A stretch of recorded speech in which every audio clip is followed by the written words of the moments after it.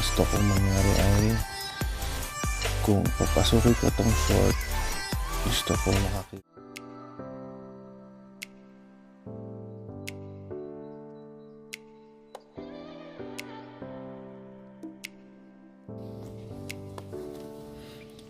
Welcome guys, tara pag-usapan natin ang price action ni BTC.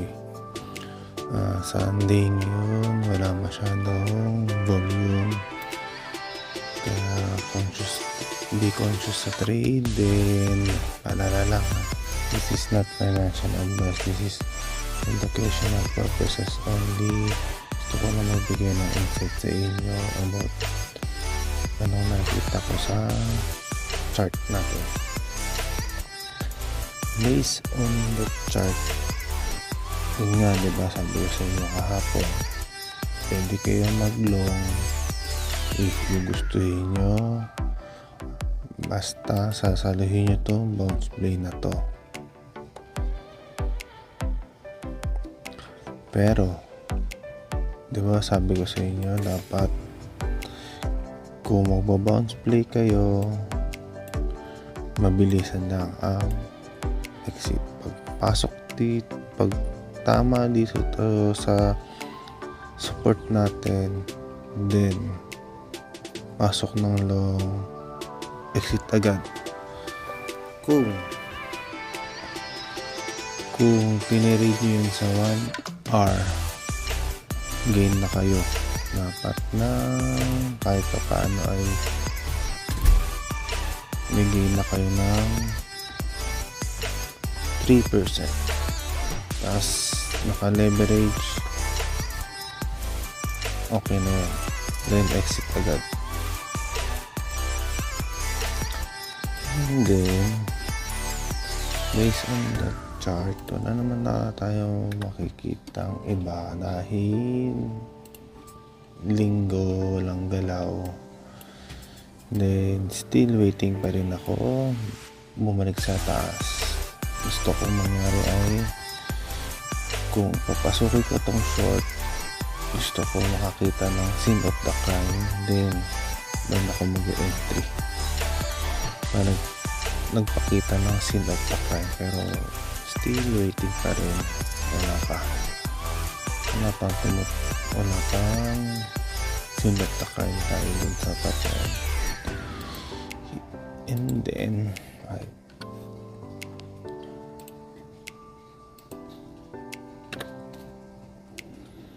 And then weekly sa Monday magko-close na tayo kasabay ng monthly. Yun. Sa weekly kailangan bumalik ulit tayo sa taas at tumagos tayo dito sa diagonal resistance. Pag hindi tayo nakalabas dyan, ibig sabihin, masasabi ko sa inyo, bumalikan natin itong area to. And yun ang gusto natin sa monthly, dahil sa Monday na rin mag-close ang candle, yung possible doji candle, diba? Sabi ko na yun sa inyo, doji candle, ibig sabihin ang bull tsaka bear indecision, hindi nila alam kung anong galaw ng market, kaya possible ang last candle natin sa March is doji. Then sa Ethereum naman, yun nga, diba, sabi ko sa inyo kahapon sa vlog natin kahapon ay babounce play tayo dito sa support natin dito. Ayun, tumulbog tayo ngayon, pero possible mauntog din tayo dito kung baba tayo sa lower time frame. Ayun, mauntog tayo sa 50 EMA natin sa 1 hour ha. Then sa 4R kay Ethereum still malayo pa, pero possible untugan nyo muna to. Then pagkauntog possible, kung matagos nyo to 200 na mamalikan, pero kung hindi nyo matagos tutulo agad tayo papunta doon sa support natin ulit. And then news naman, sa news wala masyado tayo sa news. Yun lang, sabi nito Elizabeth Warren and China hate Bitcoin because of the government cannot control it, pero hindi ako naniniwala kasi pwedeng fake news lang to, dahil gusto lang ng mga market maker ibagsak ang price para sila ay bibili ng marami sa ilalim. Bakit di ako naniniwala? Dahil dito, sabi dito sa news natin nung ito lang, top 10 Bitcoin mining countries of 2025.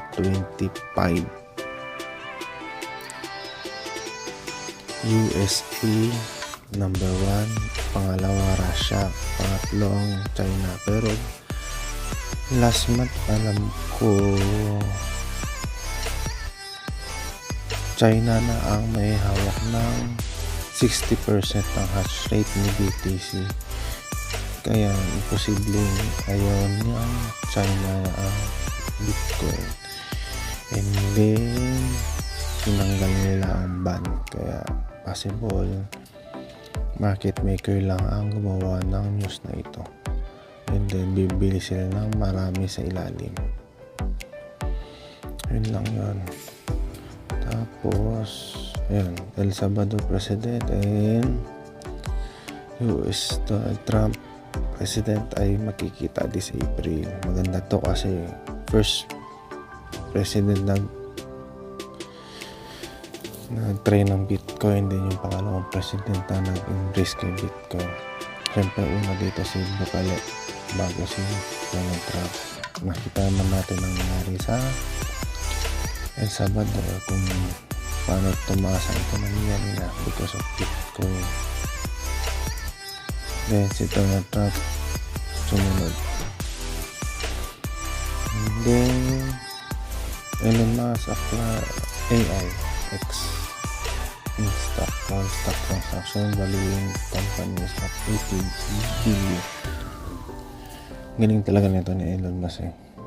Dati yung Twitter is worth of 44 billion lang, pero within 2 years na-double up pa niya.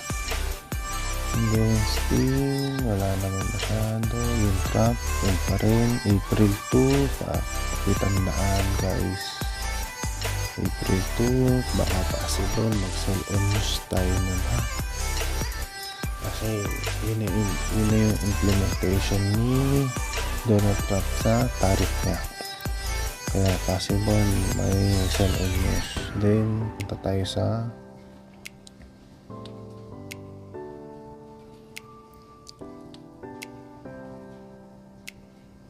ating CoinGlass.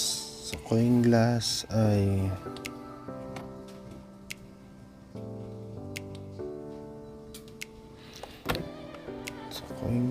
maraming naka-short.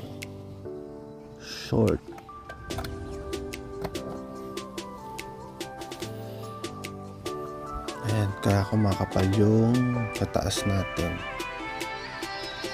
Ibig sabihin marami ang short, kaya possible ang gagawin ng market maker dyan ay i-liquidate nila yung mga naka-short. Ubusin nila yun, kaya ang price ni BTC ay nagpa-pop dahil nililiquidate nila yan. Ganun yan. Kung marami naman naka-long, marami ang makapalang liquidity sa ilalim, possible nagiging short naman ang galaw. Kaya yung basic TA dapat alam nyo yun guys, malaking factor din yan ha. And then sa chart natin still waiting pa rin, no entry pa rin tayo kasi late na tayo dyan dahil hindi natin naabutan yung bounce play. Yun lang yun. Dahil possible, hintayin natin dito sa 50 EMA. Kung ma-reject siya dyan, then papasok tayo ng trend. Yun lang. Wala masyadong news dahil strings yung pareho, wala namang bago.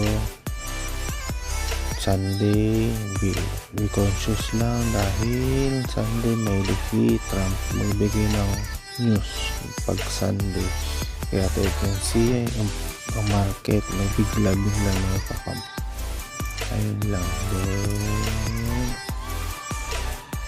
always check your risk, always check your gameplay. Yun lang. Always remember, trend is your friend. Bye bye.